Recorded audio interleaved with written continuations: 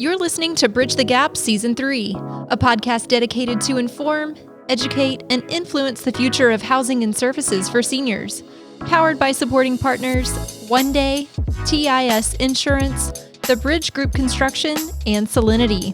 Learn more about this podcast at btgvoice.com. Welcome to Bridge the Gap podcast, the senior living podcast with Josh and Lucas. We have an exciting show related to design and infection control. Today on the program, we have Shannon Remaley. She is with Meyer out of Pennsylvania. Welcome back to the program. Thank you so much. It's great to be back here with you guys. Yes, we've had you on before to talk about design and architecture, and it's always been a really good conversation. Right now, the state of affairs with COVID has everybody asking a lot of different questions about how do we address infection control from a design and physical plant perspective. You guys just put out a great study that goes through in detail 5 main points that people can take away and learn from to help implement this in their own communities. Why don't you talk to us about it? Yeah, no, great. Thank you. I'm happy to be here and share. So yeah, as the pandemic swept in, it became apparent to us very quickly that we really needed to look and evaluate how we were designing for senior living. Obviously, across the board, design and architecture is evaluating what we're faced with, but senior living specifically, as we all know, has been, very much impacted by what's happening around us. So what we put together is a package we're calling Readiness Design, and as you mentioned, it's 5 categories, and it's really awareness, applications, a toolkit that we can look at in making our communities just safer and healthier for residents and caregivers. So what we looked at across the board was layout, flexibility, technology, building systems, wellness, and materials and finishes. So, and I think we put it together. It was really important to us not to make a knee-jerk reaction, right? So there's been a little bit of that in the industry as well, but we really wanted to not sacrifice the identity of the senior living industry and what it's worked so hard to become over the past 15 to 20 years, but really look at it based on experience, research, and most importantly, what we're hearing from our operators and what they're facing out there and what the market's looking for. Yeah, that's great. And talk to us, you said something there that kind of piqued my curiosity, to not depart from what senior living has been rooted and grounded in. What do you mean by that? Yeah, I think the industry has made such progress in really basing its model off a hospitality and residential versus an institutional model. And it's very easy when you're looking at something like infection control to default back to that institutional model. But I think one of the things that we've all learned is that there's many facets to our health. There's mental, there's social, and there's physical. And right now, of course, that's where we're focusing importance on as we're in a certain situation right now. But we just want to look at buildings holistically and just not lose the progress that the industry has made and that the progress that we all hope to see for it in the future as well. I'm glad you brought that up, and I don't want to chase too many rabbits here because we would have an extremely long show. We could talk a long time, but on that point, I'm wondering if you have any opinion. As I've been talking with a lot of regulatory agencies. Our industry is kind of a state-regulated business for the most part, and obviously, even the regulatory agencies are scrambling to determine what should be minimum standards for these communities for infection control. That obviously impacts all areas from clinical to life safety code and things like that.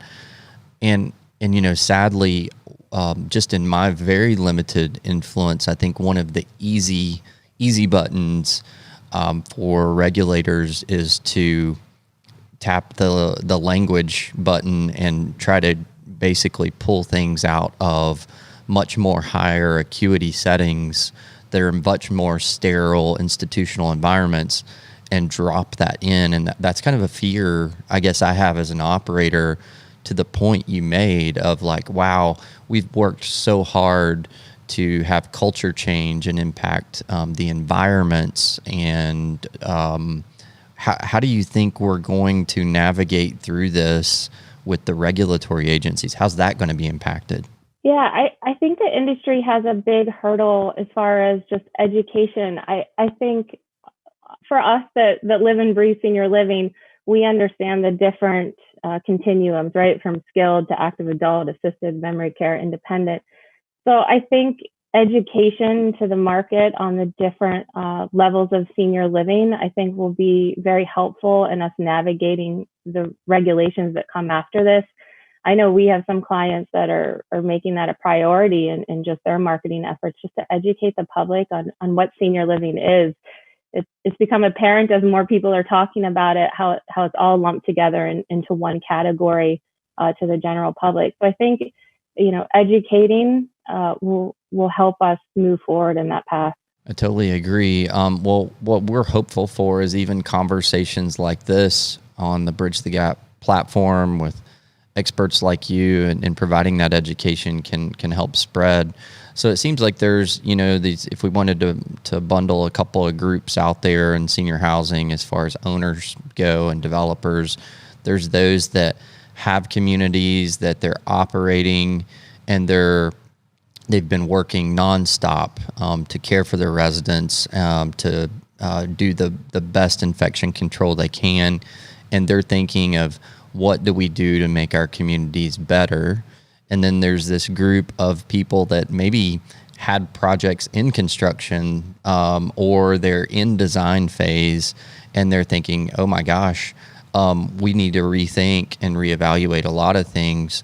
So take us down some of these areas that you're leading people down, these different thought paths through those processes. Yeah, absolutely.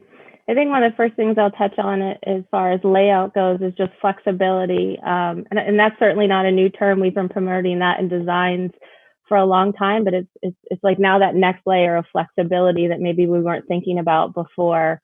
When designing buildings, we're always looking at, smaller rooms connected to become one larger room, but now maybe, those smaller rooms are next to an elevator that go down to the commercial kitchen that allow flexibility for multiple smaller dining venues in the future. And so it's really just adding that extra layer of flexibility into the layouts that we're looking at. That's something that we've been evaluating with a lot of our clients on our newer construction projects. I think it's interesting because projects we're designing now that are new construction, right, they might not open for about 3 years. But we're in this mindset right now. And so I think, again, flexibility is going to be key, as I think the only consistent right now is that everything keeps changing. And so that's something we're looking at. Also, flexibility to outdoors. As people became very isolated, I think one of the things that I know I felt for them was just the lack of access to outdoors and how important that is, and how we can really prioritize the ability to have that access to outdoors, besides on that first level. If we have to cluster people in smaller groups or in their apartments, how are we going to enable them to have that? I just think there's such a health benefit to that access to the outdoors. That is huge. So can you give us any kind of behind the scenes? You talked to us about maybe the dining and elevator spaces, but what are some practical ways that people are thinking about how to connect people to the outdoors? Yeah.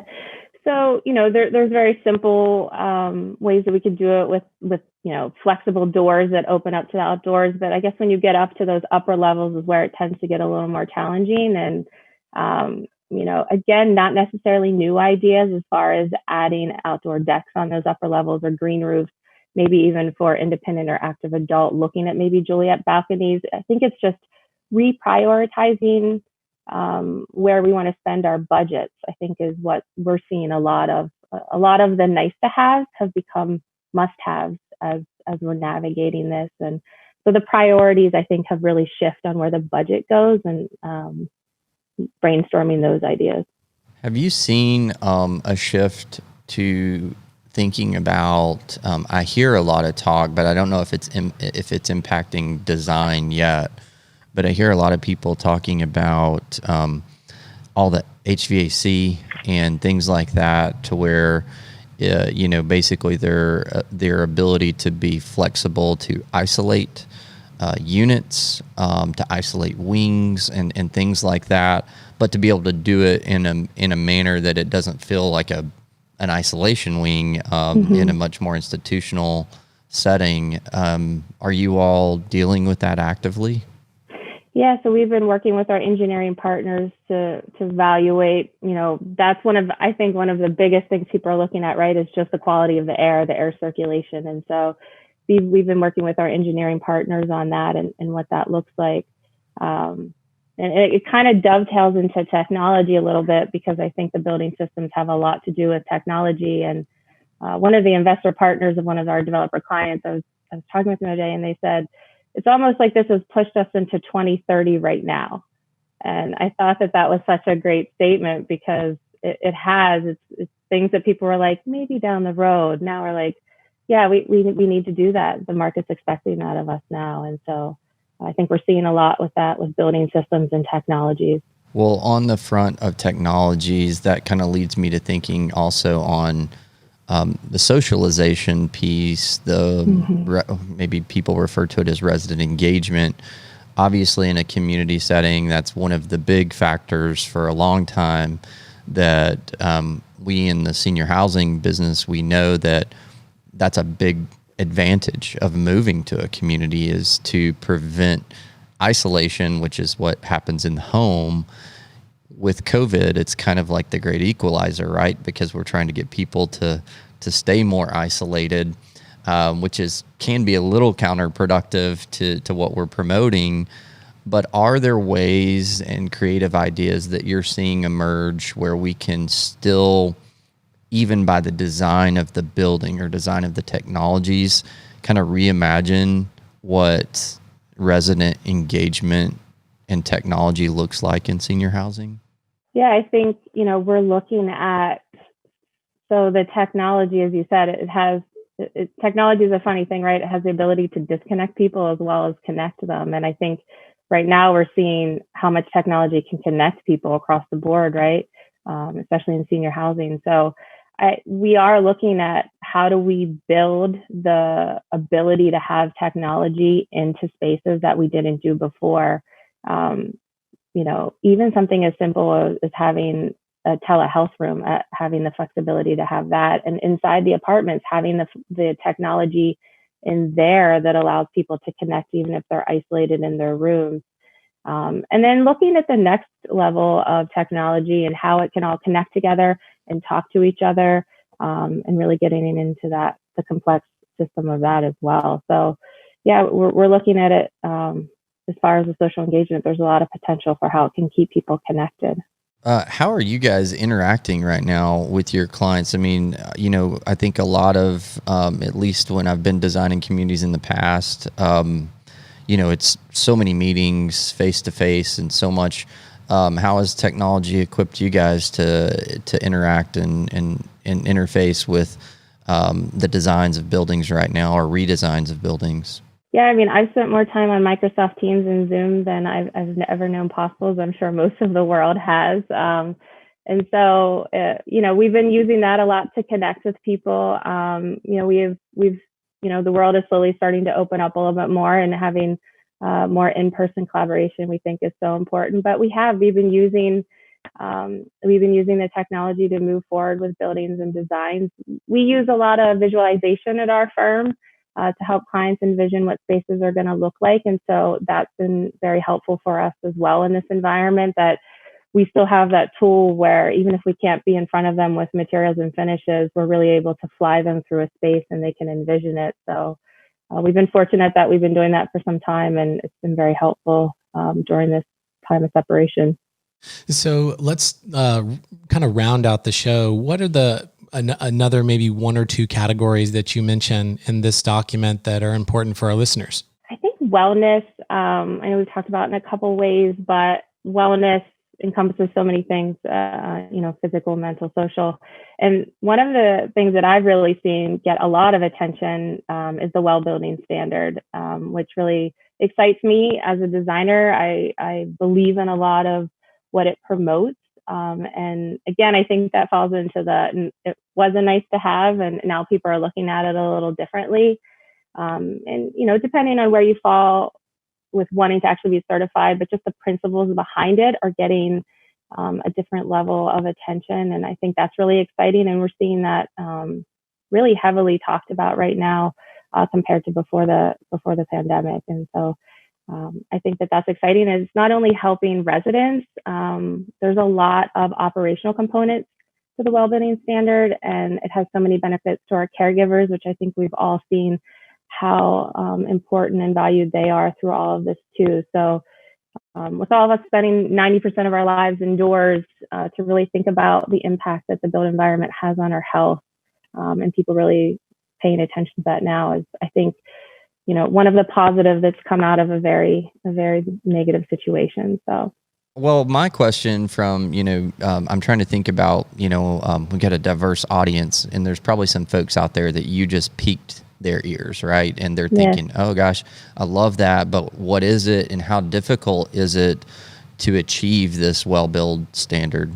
Yeah, so I think probably most of our audience is familiar with LEED, right, which is very focused on buildings, and the Wellbuilding Standard is more focused on people.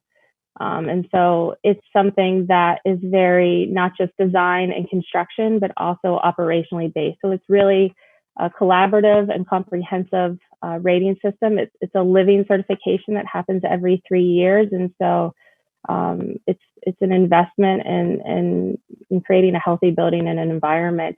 One of the interesting things the Wellbuilding Standard has done, they've created a COVID task force, which Meyer is fortunate to have one of our principals, Bill Burkett, sitting on. And they put together a health rating system as well in response to COVID. So there's also that layer on top of it that I think has piqued interest in our clients as well. Sure. Well, and pivoting off of that, to Josh's point is that, many of our listeners, they may be, in operations, they've kind of got their head down into the hard work that they're doing, and hearing these terms like the built environment, well-built standards, wellness and design impacting actual operations. That may be some new concepts to some people, considering that the majority of the industry works in a building that was probably built between 1990 and 2005. So give us maybe 2 or 3 practical examples of wellness as it impacts operations and design.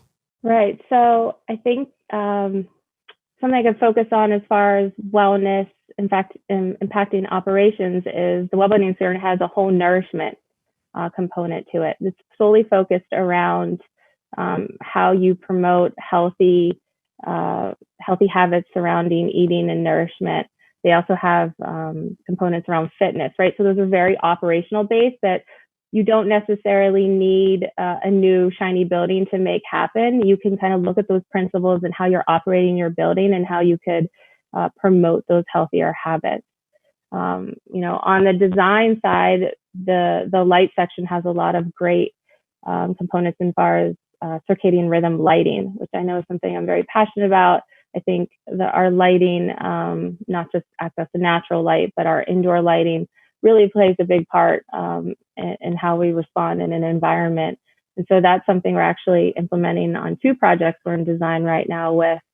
And so kind of giving a little bit of a design piece of it and a little operational piece. There's a wide range of different things that you could look at to implement in your building, depending on new construction or existing buildings. Okay, great examples. So what, to finalize, what's the last category that you think is most important to talk about? I think, we talk a lot about building systems, which are so important, but when you look at a senior living building and what people are interacting with on a daily basis, it is the materials and finishes and some of what are smaller elements when you're putting a bigger building together, but have a huge impact on people. And so I think, in our materials and finishes, we really looked at, what we want to do to promote health and safety, but again, not revert to that institutional model. We don't want to go back to, an all vinyl and hard surface community. And so we tried to identify different areas, whether it's countertop surfaces and high touch surfaces, how we can do that. No touch elevators or doors or plumbing fixtures, right? So those things that people are touching and interacting with every day that make them feel a little bit safer as they're traveling from their apartment down to dinner and stopping to visit with a friend. Those are the things that people are interacting with every day that can really, make them have a little more peace of mind that their community is making those steps to keep them safer. So those things we touch and feel every day. Those are great points, Josh. I mean, it's sometimes when, there's a term, how do you eat an elephant, right? One bite at a time. And some of these things like that you're mentioning, Shannon, it's, this can be overwhelming, but if you boil it down to, okay, well, what are the simple, most basic aspects of the daily life of a resident inside of congregate care? And let's talk about those. Let's analyze those things. Handrails, elevators, dining, things that happen every single day. Those are really great points. And I think they're great starting points on a conversation so that people can start to eat that elephant one bite at a time. Yeah. I think we've spent, we've invested in really, being in communities, sleeping over with them, traveling the path of them. And so you really start to highlight those things, as you said, like what is the average path of travel of someone, through a community in a day, a resident, a caregiver too. What does that look like? And you start to really see what they're interacting with. Exactly. Well, and then that goes back to your wellness and design, all of those aspects. Josh, any thoughts? Yeah, well, I'm just sitting here thinking, gosh, it's overwhelming to think about eating an elephant in general. So I'm just so glad we don't have to eat these elephants by ourselves, right? So the partnerships with folks like you, Shannon, out there that do this every day, work on design. So thankful for your time, what your team is committed to every day with coming alongside our industry and helping us be better and coming out through a difficult situation even better on the backside. So thanks so much for joining us today. No, thank you so much for having me. So Shannon, I know our listeners are going to want to get their eyes on this document. So how can people connect with you and Meyer? Yeah, so we have links on our website to this document that people can go on and click on and take a look at and read through some of the elements and additional that we talked about today. Great. We'll make sure that Sarah, our producer, grabs that link. And so people that are listening right now, you can just scroll right down on your screen into the show notes and grab that link and connect to that document, as well as Shannon and Meyer. Thank you so much for your time, Shannon. Appreciate you being back on the show. Hopefully we get to see you at another conference as soon as possible, whenever that's safe to do. I know. We're all missing the synergies of conferences. So it's great. You guys are moving things along on the podcast. Yeah, you got it. Well, Josh, as we say on most of our shows right now, is that we're really rooting for all the caregivers out there right now. A lot of these communities, executive directors, the administrators, they have not had days off. This has been months and months and months of lockdown for them, where, most of the world is trying to get back to whatever they feel is normal, while these communities are really still isolated. So our thoughts and our prayers go out to everybody that is doing this work. We're rooting for you. We love you. We care about you. You are not forgotten. And we just hope that this has been some education and some inspiration for you today. Thank you. Thanks everybody for listening to another great episode of Bridge the Gap. For a full library of episodes, merchandise, and the 2020 conference tour schedule, visit btgvoice.com. Join the conversation on social media by following @BTGVoice, and we'd love to hear your thoughts on this episode.